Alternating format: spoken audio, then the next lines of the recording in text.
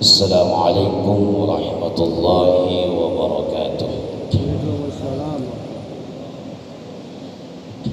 Alhamdulillahi bi ni'matihi tatimmus salihat.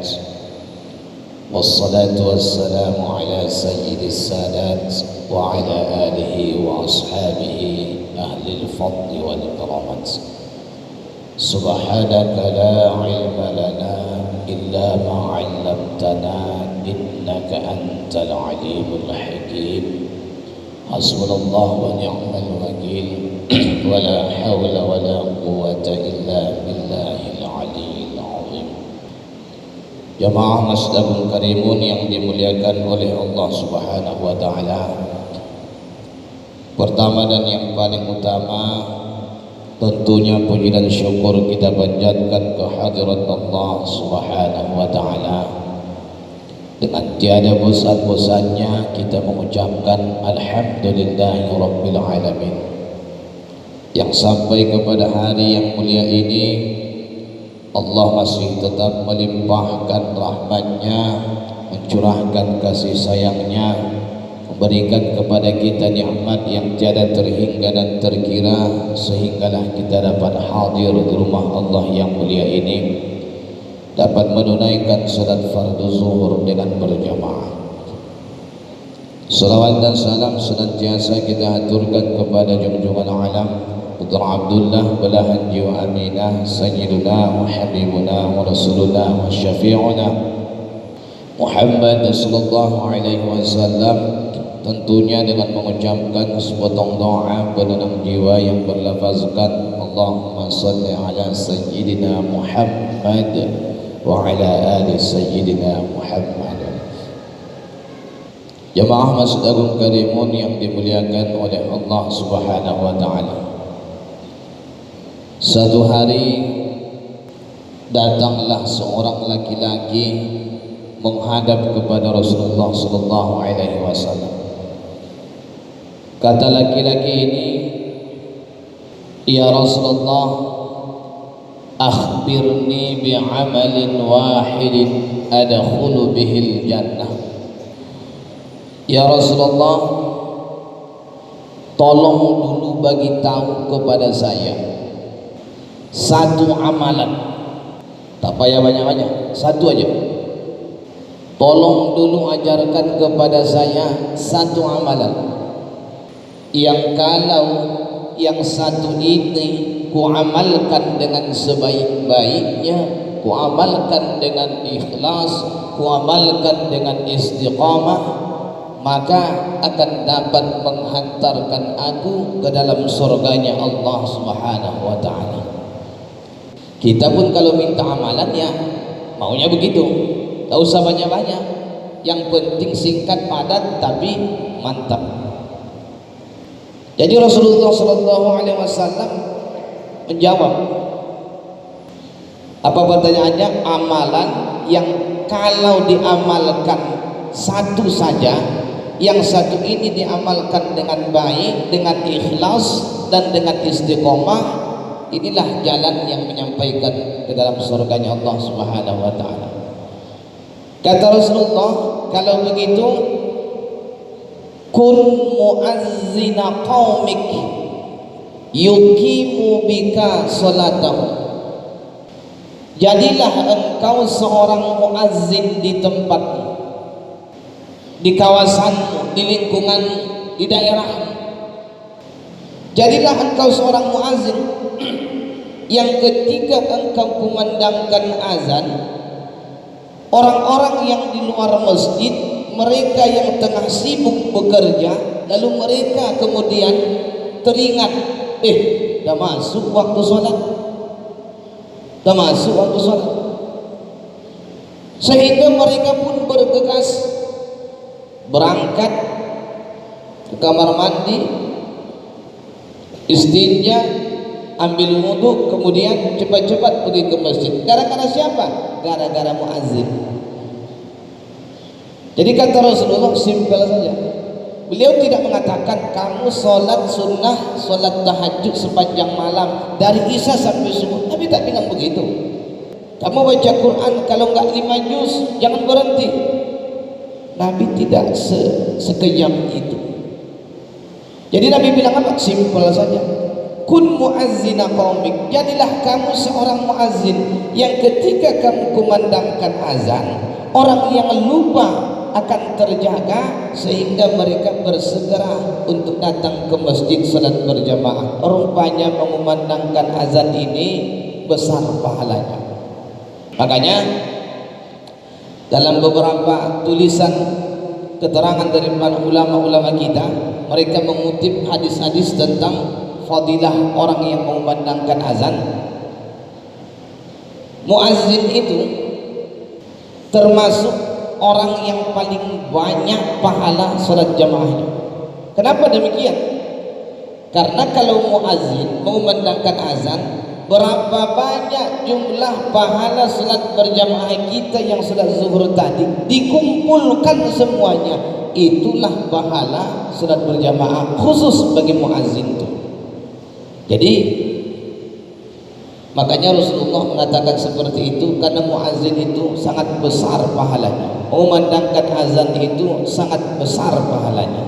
Nah, ya itu pun kalau mampu. Kata sahabat ini, fa illam atik, ya Rasulullah, kalau ditimbang-timbang saya rasa-rasanya kalau jadi muazzin nggak sanggup. Kenapa tidak sanggup? Suara tidak mengizinkan. Karena ada orang kalau muazzin memandangkan azan, ada orang yang dari luar hendak datang ke dalam. Kenapa? Suaranya menarik. Tapi sebaliknya, ada juga muazzin menakutkan. Jangankan yang di luar masuk ke dalam, yang di dalam mau lari keluar. Orang suaranya suara hantu. Allah, siapa yang tak takut? Budak-budak kecil pun takut. Jadi kata sahabat ini, fa illam atik, ya Rasulullah, aku ni enggak sanggup jadi muazzin, suara tidak mengizinkan, takut kalau saya azan orang yang di dalam keluar. Kata Rasulullah apa? Fa illam atik kun imama qaumik, jadilah engkau seorang imam. Ini makin susah lagi. Kata sahabat ini, ya Rasulullah, jadi muazzin saja saya tak sanggup, apalagi jadi imam. Muazzin kalau salah kira-kira berdosa enggak? Tak pala berdosa lah. Didahulukannya hayya alal falah baru hayya alas solah, paling kena boleh. Tapi kalau imam yang salah bacaannya, itu yang dia tanggung, semua makmum di belakangnya tak sah salatnya, siapa yang tanggung jawab? Imam. Makanya imam itu dipilih, makmum itu tidak dipilih. Siapa saja boleh masuk. Mau orang PT masuk, petani masuk, orang bengkel masuk, siapa saja boleh jadi makmum. Tapi tidak semua orang boleh jadi imam. Oleh sebab itu imam ini harus dipilih. Iya, imam ini tidaklah harus panjang jenggotnya, menyeret jubahnya, melingkar serbanyak tak, karena bukan itu ukuran seorang imam. Apa? Di dalam kitab At-Taqriratus Sadidah, yang paling berhak menjadi imam adalah afqah, orang yang paling faham masalah fikih, ahli fikih gitu. Bahasanya apa? Yang lain namanya orang yang paling rajin ngajinya. Ini ngaji nggak pernah, ke masjid jarang-jarang, sekali datang mau jadi imam.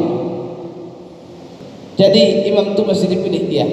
Kata Rasulullah, kun imama qaumik, jadilah kau imam di tengah-tengah kampungmu, imam di tengah-tengah wargamu, imam di masjidmu. Kata sahabat ini, ya Rasulullah, jangankan jadi imam, jadi muazzin aja saya nggak sanggup. Ada lagi tak ya Rasulullah? Nego lagi sama Rasulullah. Kata Rasulullah apa? Ya wes lah, kalau memang begitu. Satu lagi ada apa? Kun fi saffil awal, kun fi saffil awal.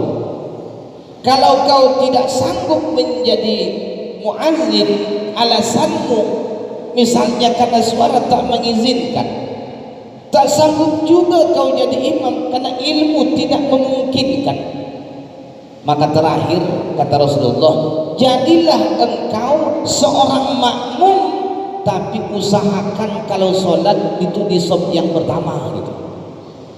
Jadilah kau makmum, tak apalah, tak muazzin pun tak apa, tak imam pun tak apa, oke, jadi makmum saja, tapi kau usahakan kalau kau sholat berada di shaf yang pertama.